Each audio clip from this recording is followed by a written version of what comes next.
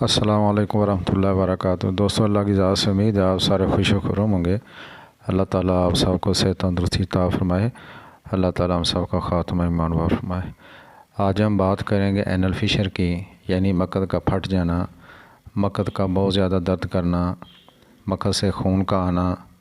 یہ تکلیف بہت عام ہے۔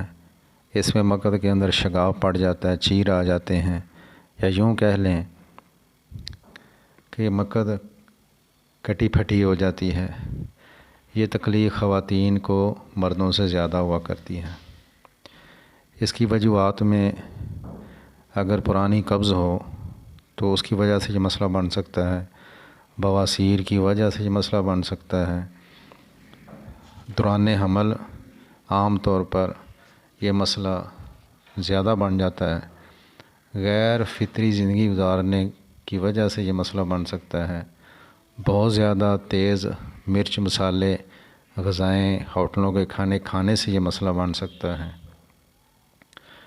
علامات اس کی یہ ہوتی ہیں کہ پخانہ کرتے وقت مریض کو شدید جلن ہوتی ہے، اور پخانے کے دوران اور بعد میں مقد میں سخت درد ہوتا ہے، اور دوران پخانہ اور بعد میں مریض بیچارے کو بہت زیادہ شدید بے چینی ہوتی ہے، کسی پل بھی اس کو آرام نہیں آتا۔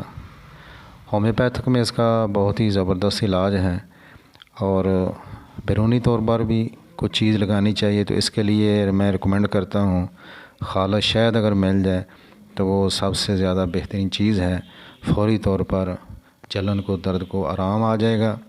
اور اندرونی طور پر ہومیوپیتھک کی میڈیسن ہے ریٹنیا، یہ تھلٹی طاقت جو ہے وہ شروع کرنی چاہیے، اور صبح شام 2 قطرے اس کو استعمال کرنا چاہیے، ساتھ شہد کا استعمال کرنا چاہیے۔ دوسری جو میڈیسن ہے اس کا نام ہے نائٹرک ایسڈ، یہ بھی تھلٹی طاقت میں استعمال کریں۔ اس کے اندر جو متاثرہ مقام ہے اس سے بدبو بھی آتی ہے، تو یہ اس کی خاص نشانی ہے، یہ آپ صبح شام استعمال کریں۔ اس کے بعد جو تیسری میڈیسن ہے اس کا نام ہے سلیشیا، یہ اگر فشر میں پیپ پڑ جائے تو اس کی ایک خوراک سلیشیا 1 نام کی ایک خوراک دیں 15 دن کے بعد، اور انتظار کریں۔